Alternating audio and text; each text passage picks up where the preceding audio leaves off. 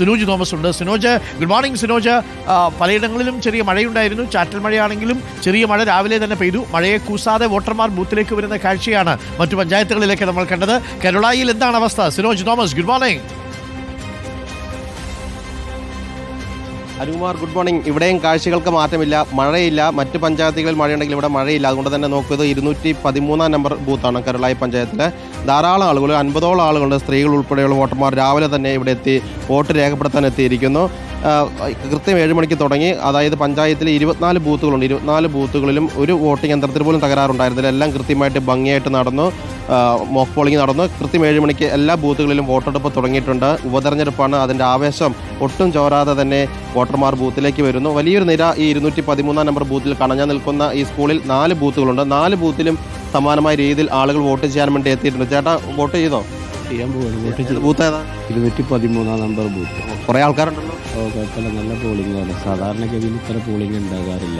കഴിഞ്ഞ തെരഞ്ഞെടുപ്പ് ഇങ്ങനെ ഉണ്ടായിരുന്നില്ല. ഇല്ല, ഇത്ര സമയത്ത് പോളിംഗിന് ക്യൂ ഉണ്ടാകാറില്ല. നല്ല പോളിംഗ്. ഉപതെരഞ്ഞെടുപ്പാണ്. ആവേശം ഉണ്ടല്ലേ? എല്ലാവർക്കും നല്ല ആവേശത്തിലാണ്. മഴയില്ല. മഴയുണ്ടെങ്കിലും ആളുകൾ വന്ന് വോട്ട് ചെയ്യും. രാവിലെ പെയ്തില്ല മഴ? ഇല്ല. ഇനി പെയ്താലും അങ്ങനെ തുടർന്ന് നേരെ പെയ്തുകൊണ്ട് നിൽക്കുന്നില്ല ആളുകൾ. ക്യൂവിൽ നിന്നോ? ഇത്ര പ്രതീക്ഷിച്ച ആളുകൾ ഉണ്ടാവുന്നു? ഇല്ല. ചേട്ടൻ വോട്ട് ചെയ്യാൻ വേണ്ടി വന്നതാണ്. പക്ഷെ വലിയ ക്യൂ കണ്ടിട്ട് ഇവിടെ നിന്ന് പോയതാണ്. അങ്ങനെ ഒരുപാട് ആളുകളുണ്ട്. ഇത് രാവിലെ തന്നെ വന്ന് വോട്ട് ചെയ്യാൻ വേണ്ടി ആദ്യം തന്നെ വന്നത്. കഴിഞ്ഞ തവണ എന്തായാലും നേരത്തെ വന്നായിരുന്നു. ആദ്യം വോട്ട് ചെയ്യുന്ന ആൾക്കാരാണ്. നിങ്ങളോ? പ്രാവശ്യം നേരത്തെ വന്നതാണ്. മഴയൊക്കെ അല്ലേ, നേരത്തെ വന്ന് പോകാൻ വേണ്ടി. എല്ലാ പ്രാവശ്യവും രാവിലെ വരുന്നതാണ്. ഇത്തവണ മുന്നിൽ കുറേ ആൾക്കാരുണ്ടായിരുന്നു. കൂടുതലുണ്ട് ആൾക്കാർ. അനുകുമാർ, അതായത് ഇത്തവണ കൂടുതൽ വോട്ടേഴ്സ് നേരത്തെ എത്തിയെന്നാണ് വോട്ടർമാർ തന്നെ പറയുന്നത്. നേരത്തെ നടന്ന തെരഞ്ഞെടുപ്പിലൊക്കെ തന്നെ ആദ്യം വന്ന് വോട്ട് ചെയ്യുന്ന ആളുകളായിരുന്നു. പക്ഷേ രാവിലെ വന്നപ്പോൾ തന്നെ നേരത്തെ ആളുകൾ 6 മണി മുതലും 6:15 മുതലൊക്കെ തന്നെ ആളുകൾ വന്നു നിന്നു. മഴയ്ക്ക് മുൻപ് വോട്ട് ചെയ്ത് പോകാൻ വന്ന ആളുകളുണ്ട്, ജോലിക്ക് പോകാൻ വന്ന ആളുകളുണ്ട്. അങ്ങനെ പലതരത്തിലുള്ള ആളുകളുണ്ട്. ഉപതെരഞ്ഞെടുപ്പാണെങ്കിലും വോട്ട് ചെയ്ത ശേഷം ജോലിക്ക് പോകാം, മഴയ്ക്ക് മുൻപ് പോകാമെന്ന് കരുതി വന്ന ആളുകളാണ്. ഓക്കെ, എന്തായാലും സുന്ദരമായ കാഴ്ചകളാണ് നിലമ്പൂരിൽ നിന്ന് വരുന്നത്. മഴയെ തോൽപ്പിക്കുന്ന ആവേശം വോട്ടർമാർക്കിടയിലുണ്ട് എന്നാണ് മനസ്സിലാക്കുന്നത്. നമ്മളിപ്പോൾ കരുളായിലാണുള്ളതെങ്കിൽ ഇനി അരുൺ സോളമനുള്ളത് മൂത്തേടത്ത് ഗവൺമെൻറ് HSSലാണ്. ഓരോ ബൂത്തിലും ആളുകൾ നിറയുന്ന കാഴ്ച പ്രേക്ഷകർക്ക് ഇപ്പോൾ കാണാം. ഈ തെരഞ്ഞെടുപ്പിൻ്റെ കൊണ്ടുപിടിച്ച പ്രചരണമാണ് നടന്നത്. ഏകദേശം 25 ദിവസത്തോളം നീണ്ടുനിന്ന പ്രചരണം. ആ പ്രചരണത്തിൽ നാടിളക്കിയുള്ള പ്രചരണത്തിലാണ് ഇപ്പോൾ വോട്ടർമാർ ആവേശത്തോടുകൂടി ബൂത്തുകളിലേക്ക് എത്തുന്നത്.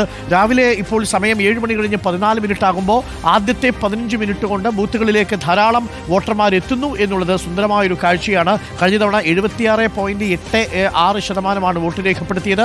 2016 PV അൻവർ ആര്യാടൻ മുഹമ്മദിൻ്റെ പാരമ്പര്യം അവസാനിപ്പിച്ച് അവിടെ ഒരു തുടർച്ച അവസാനിപ്പിച്ചിട്ട് പുതിയ ചരിത്രം കുറിക്കുന്ന 2016 78% ആളുകളാണ് വോട്ട് രേഖപ്പെടുത്തിയത്.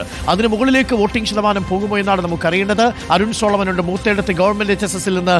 അരുൺ സോളമൻ കൂടി ചേരുന്നു. Arun Solomon, good morning. രാവിലെ നിലമ്പൂരിൽ നല്ല തണുപ്പുണ്ട്. ഇടയ്ക്കിടയ്ക്ക് ചില മഴ ചാറുന്നുണ്ടായിരുന്നു. പക്ഷേ മഴയെ അവഗണിച്ച് വോട്ടർമാർ പോളിംഗ് ബൂത്തിലേക്ക് എത്തുന്ന കാഴ്ചയാണ് പല ബൂത്തുകളിൽ നിന്നും നമ്മൾ പ്രേക്ഷകർക്ക് കാണിച്ചുകൊണ്ടിരിക്കുന്നത്. മൂത്തേടം പഞ്ചായത്തിൽ ഗവൺമെൻറ് HSSലെ ബൂത്തിൽ എന്താ അവസ്ഥ?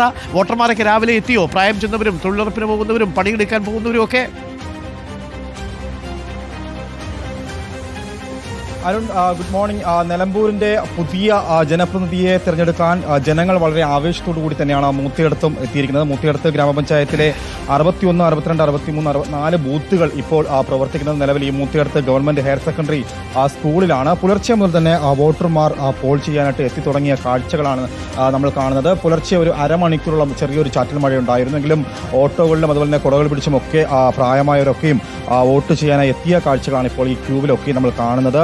പുറത്ത് വിഷ്ണുപ്രസാദ് ഈ ഒരു ഭാഗം കാണിച്ചു കൊടുക്കുന്നു. ഇവിടെ ഇപ്പോൾ ഈ പുതിയ ഒരു സംവിധാനം അനുസരിച്ച് ഇപ്പോൾ ഈ വോട്ട് ചെയ്യാൻ എത്തുന്ന ആൾക്കാർ മൊബൈൽ ഫോണുകൾ പുറത്ത് സൂക്ഷിക്കാനുള്ള ഒരു സംവിധാനം ഇപ്പോൾ തെരഞ്ഞെടുപ്പ് കമ്മീഷൻ ഒരുക്കിയിരിക്കുകയാണ്. അത് സംവിധാനമായി ഓരോ ബൂത്തുകളിലും ഒരു മൊബൈൽ ഹോൾഡർ സംവിധാനമാണ് ഒരുക്കിയിരിക്കുന്നത്. ഇത് ബന്ധപ്പെടുത്തി വോട്ട് ചെയ്യാൻ എത്തുന്ന ആൾക്കാർ ഈ ടോക്കൺ വാങ്ങിയതിനു ശേഷമായിരിക്കും പോൾ ചെയ്യാനായിട്ട് അകത്ത് കയറുക. ഇത്തരത്തിൽ വളരെ വിപുലമായിട്ടുള്ള സംവിധാനങ്ങൾ എന്തായാലും ഒരുക്കിയിട്ടുണ്ട് എന്നുള്ളത് തന്നെയാണ്. ഇവിടുത്തെ മൂത്തേടത്ത് ഗ്രാമപഞ്ചായത്തിനെ പറ്റി പറയുകയാണെങ്കിൽ നോക്കുകയാണെങ്കിൽ ആകെ 15 വാർഡുകളാണുള്ളത്. ഇതിൽ 13 വാർഡുകളും UDF-ന്റെ കീഴിൽ പ്രവർത്തിക്കുന്ന വാർഡുകളാണ്. അത്തരത്തിൽ UDF-ന് അനുകൂലമായിട്ടുള്ള ഒരു പഞ്ചായത്ത് കൂടിയാണ് എന്ന് തന്നെയാണ് നമുക്ക് പറയേണ്ടി വരും. ഈ പഞ്ചായത്തിനെ പറ്റി പറയുകയാണെങ്കിൽ വളരെ ഇതിൻ്റെ ഒരു ഭൂപ്രകൃതിയൊക്കെ എടുത്ത് നോക്കുകയാണെങ്കിൽ കിഴക്ക് ഒരു റിസർവ് ഫോറസ്റ്റ് മേഖല കൂടിയാണ്.